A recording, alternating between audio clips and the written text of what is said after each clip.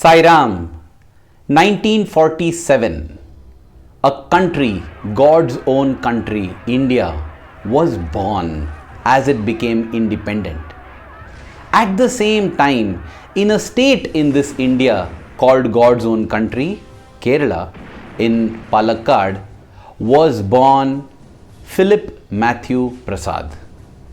Philip was born into a devout Christian family and he was raised as a Christian who had great love for Jesus. But then, in the most important and critical phase, when a child turns into an adult, the teenage years, at the age of 17, when he went to college, the winds of change swept him. He was so influenced by atheism, communism, and Marxism that he decided to totally give up on God. He became a sworn atheist and he was appalled by so many injustices that he saw in society at that time.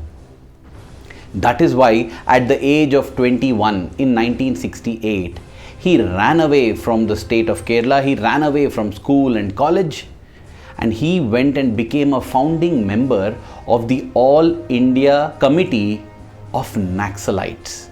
Yes, Mr. Philip M Prasad became a Naxalite. In fact, he was one of the founding fathers of the Naxalite movement in India. What is this Naxalite movement? The Naxals are people who believe in taking up arms against the government because they feel that the weaker sections of society, the farmers and the tribals especially, are so suppressed that they have no voice. They decide to become a voice for these suppressed and oppressed masses using violence if need be. And thus, when Philip returned to Kerala, he was a Naxal and he had decided to grow this Naxalite movement, the Maoist movement, in Kerala as well. That is how he began to have his multiple run-ins with the police. He began to loot the landowners violently if need be and distribute this loot to whom he felt were needy, were the oppressed, were the poor people, the tribals, the marginalized people. This was the Indian version of Robin Hood. Rob Paul to pay Peter, as they say. So this is what Philip got into, and he had 5 years where he kept evading the police. Finally, in 1973, he was caught and thrown into the Kozhikode or the Calicut jail. And there he had no escape. It was in this period of loneliness, or shall I say solitude, that he began to think deeply. It was in this prison that he actually found freedom and liberation.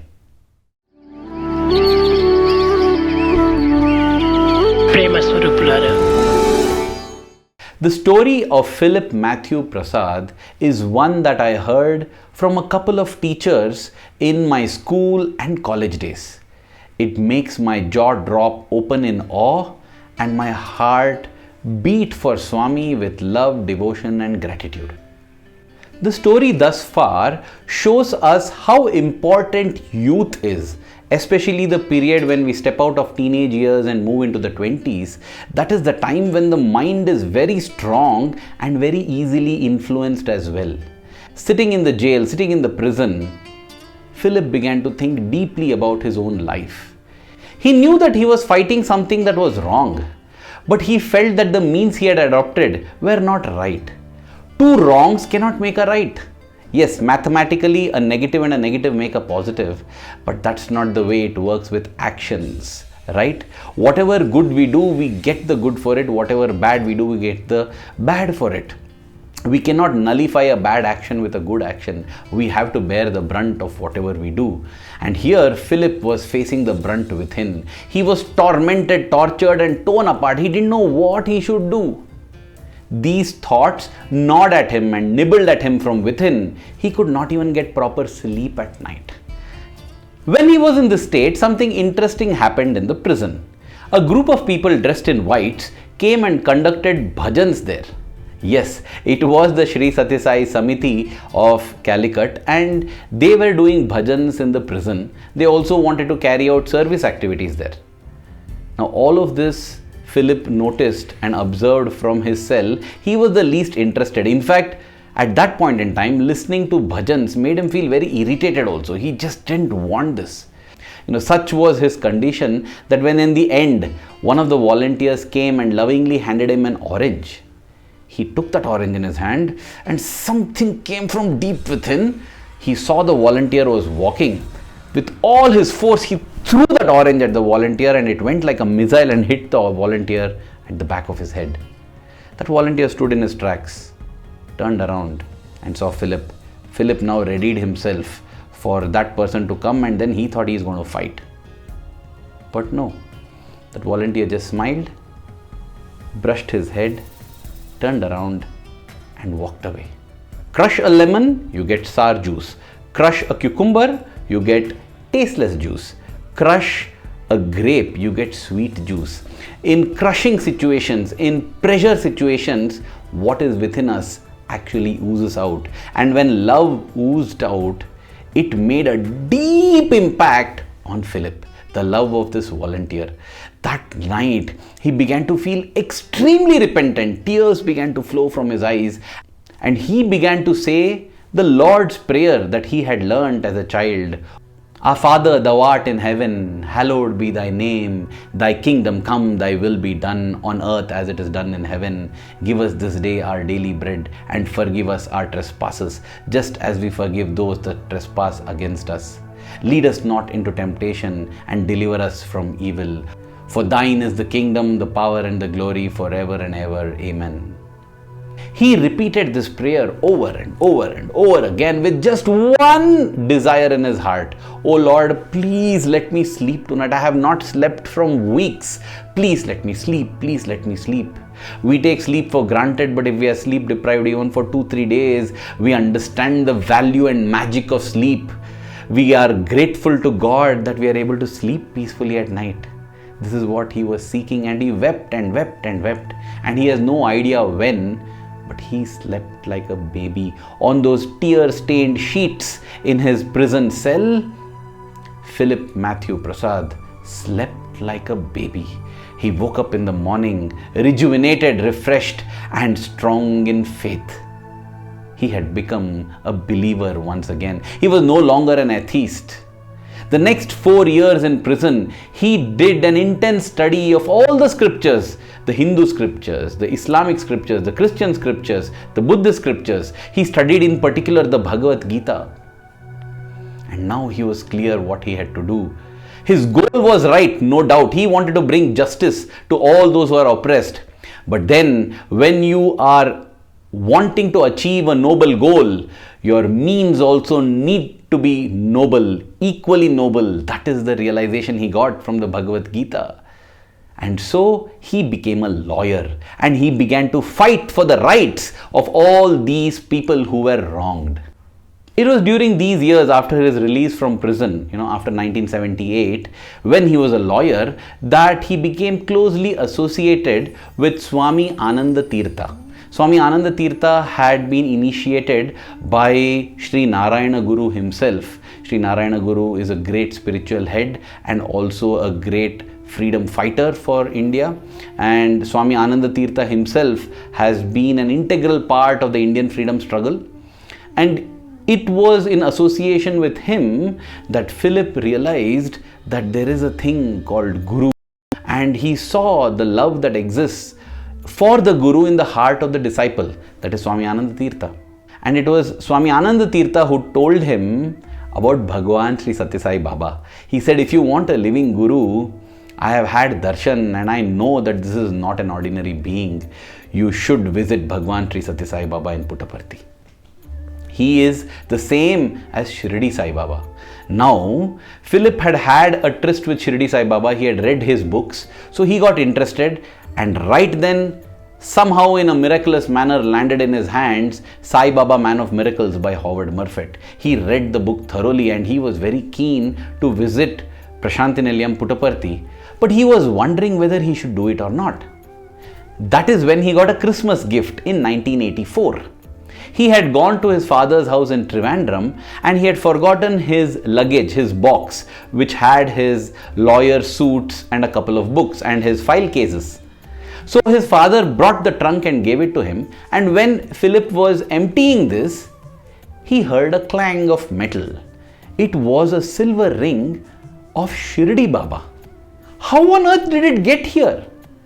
And amazingly, it was a perfect fit for his finger.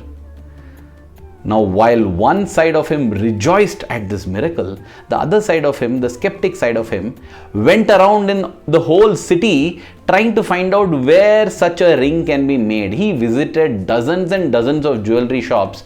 Nowhere could he find a silver ring with Shirdi Baba.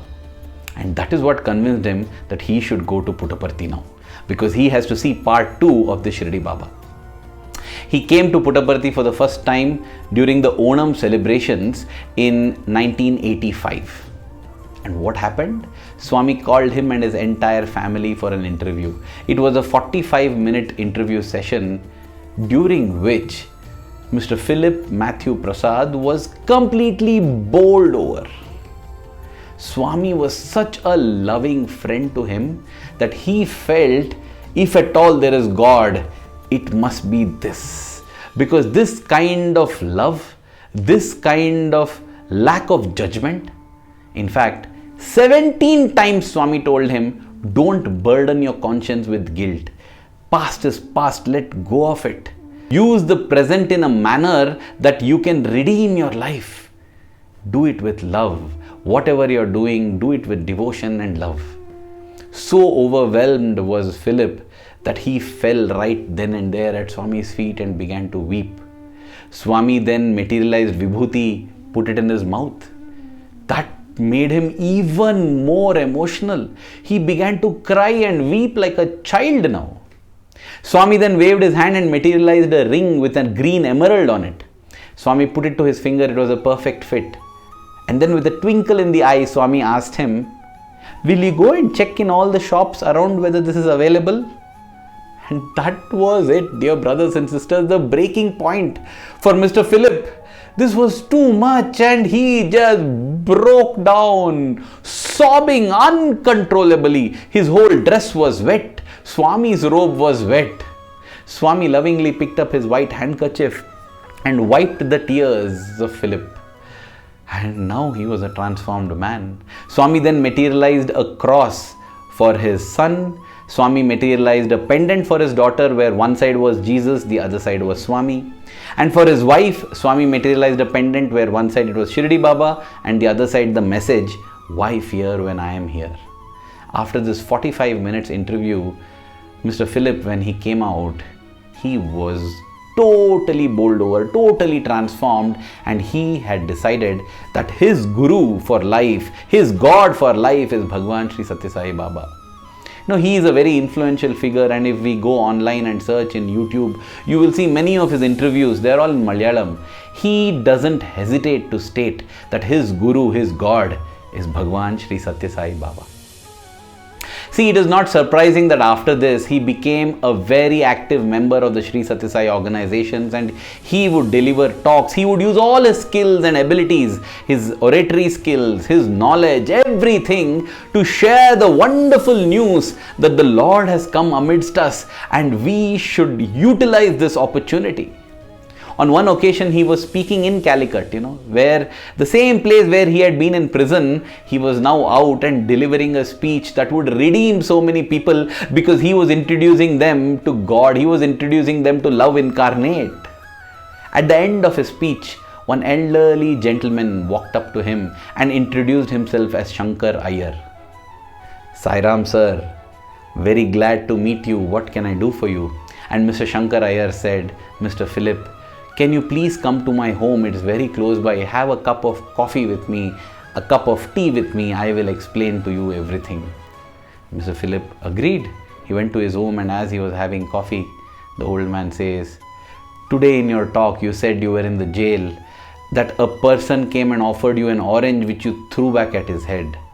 Says, yes, indeed. I am sad for that episode, but I'm also glad for that episode because that is what marked a turning point in my life. That was the night I wept and wept and God entered my life.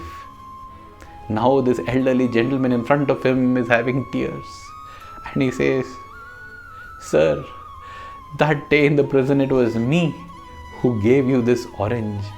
And when you threw it to my head, I turned around and what I saw was a very sad child, a very lonely child. And in my heart, I told Swami, please help this child and help him in such a manner that he comes up in life, he comes to know of you, he comes to love you. Who knows, one day in my home we both should have coffee and talk about you. And dear sir, here we are.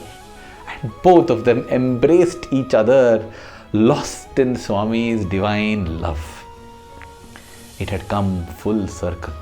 From the life story of Mr. Philip Matthew Prasad, we learn that whatever we wish to achieve, we should try for Dharma and Dharma alone. We should strive for Dharma. Even if we have to give up our life for Dharma, no problem. We should do for righteousness, for correctness. But then, in order to achieve that, the means we adopt also must be righteous and correct. Dharma is the end, Dharma is the goal, but Dharma should also be the means. May we always lead our lives dharmically. Swami, may we have the strength to oppose what is adharmic. May we not get lost in our own petty relationships, our own wants, our own desires, our own benefits, and for their sake give up Dharma. May we be your warriors of Dharma, Swami, and may we always enshrine you in our heart. May the love that we have for you in our hearts keep growing stronger every passing moment. Thank you. Jai Sai Ram.